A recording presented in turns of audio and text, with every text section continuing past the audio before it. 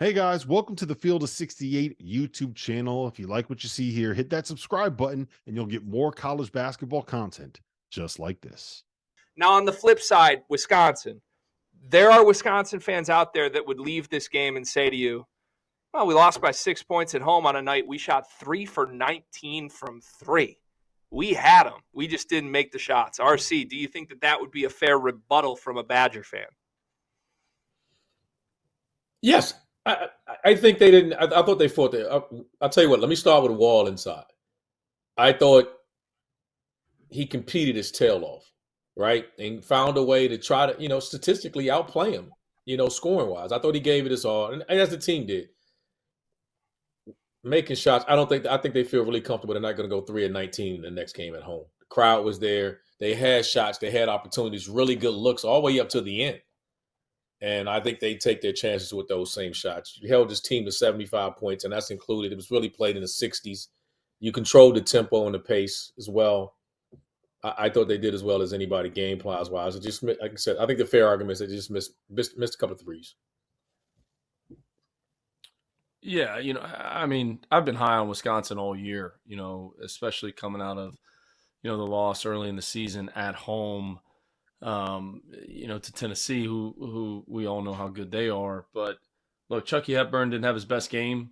They didn't shoot the ball well from the perimeter, and they were right there. They had a great environment. I mean, look, it's them and Illinois for second place. I mean, that's the bottom line, and then it's everybody else. And they had opportunities, they had chances. And the other thing is, too, they didn't quit.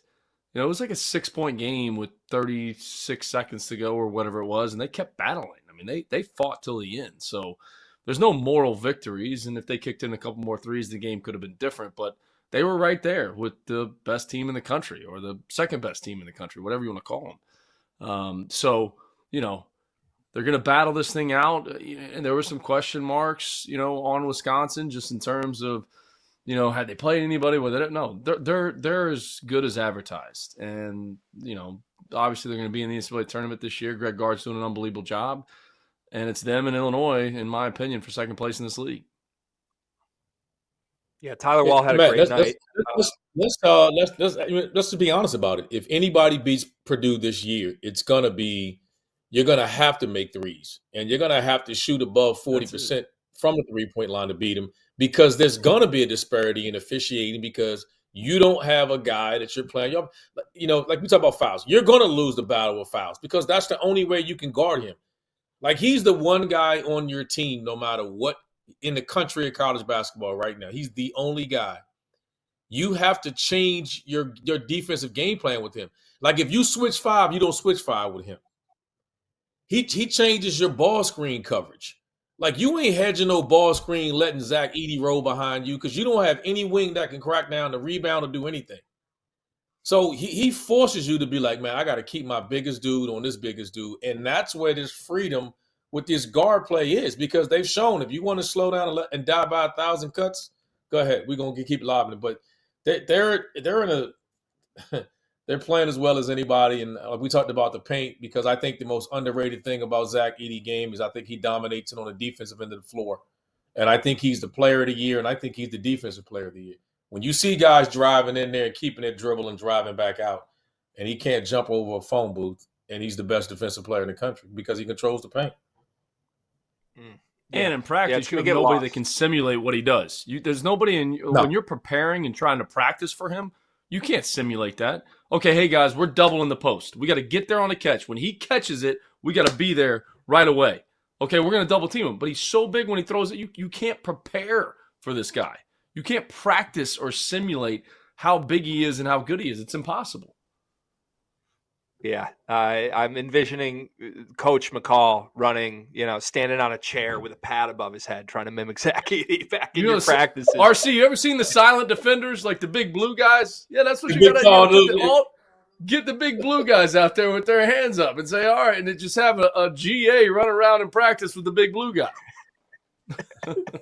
Not going to be as effective, I don't think. But, hey, it might be what you have to try and do. I got to ask you guys this before we move on from Purdue to the other crazy Big Ten finish tonight, which would be Illinois-Nebraska. There were some jitters, for lack of a better word, from the Purdue backcourt in crunch time here. This is the one thing I think is fair to criticize with this team is, do they still have some of those ghosts, those demons that just show up in the biggest moments when they're trying to close out a game? Braden Smith tonight, I'm just going to run through a couple plays, and I'll throw it to McCall, who's shaking his head like, you're crazy, Greg. But this is what I saw from Braden Smith tonight. He caught the ball in the corner. They ended up calling a foul in the lower half where it looked like he might have stepped on the line or traveled. He had a 2-on-1. He pulled it out into 3 guys for a live ball turnover. He had a hand check. He hand checked Chucky Hepburn up 7 points with 9 seconds left to send Hepburn to the line. Tell me why I should not be worried about Purdue's backcourt in the biggest, brightest moments. First of all, Fletcher Lawyer, I think, was inbounding the ball on that play, if I'm not mistaken. You never throw the ball to a guy below the block. Inbounding the ball, going the length of the floor. Never throw it to him. I didn't think, the reach in that he did, that was a little bit of a bonehead play. I don't know why he would even try to make a play on the ball in that situation. I actually thought with the game on the line, and Fletcher Lawyer had it out of bounds a couple different times, where it was like, hey, I don't like the way things look. We have 3 timeouts. I'm burning one. And he did it right away. He didn't wait till it got to 4 seconds. He didn't even come close to a 5-second call. He burned one right away, which shows me a level of maturity. We know how many timeouts we have. We know what the situation is. We have to get it in bounds here. We've got basically everyone, all 5 guys in the backcourt trying to get open to get the ball. We got to burn a timeout to get the ball in bounds. So I don't look too deep in it. I thought it showed a level of maturity. The only play that, the Braden Smith reach in on defense, that didn't make a lot of sense when he was just trying to poke the ball from behind. No need to do that. You're not going to give up a 3 in that situation, try to fight back and play. But I thought they showed a level of maturity, especially down the stretch in that game. And that place was going nuts.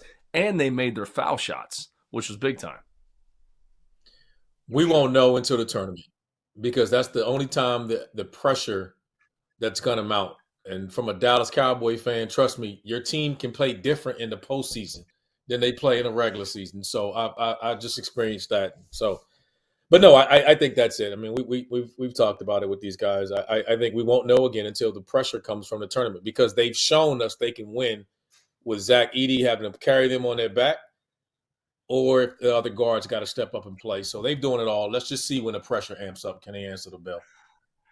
Yeah. And March pressure is different. Of course it is. But let's not forget, this team does have a little bit of championship DNA. This was the Big Ten champions last year. This was the Big Ten tournament champions last year. This was the Maui Invitational champions this year. Okay, you telling me they didn't feel any pressure at any of those moments? It was just Fairleigh Dickinson that got them a little scared. I think revenge could be on everybody's minds for Purdue.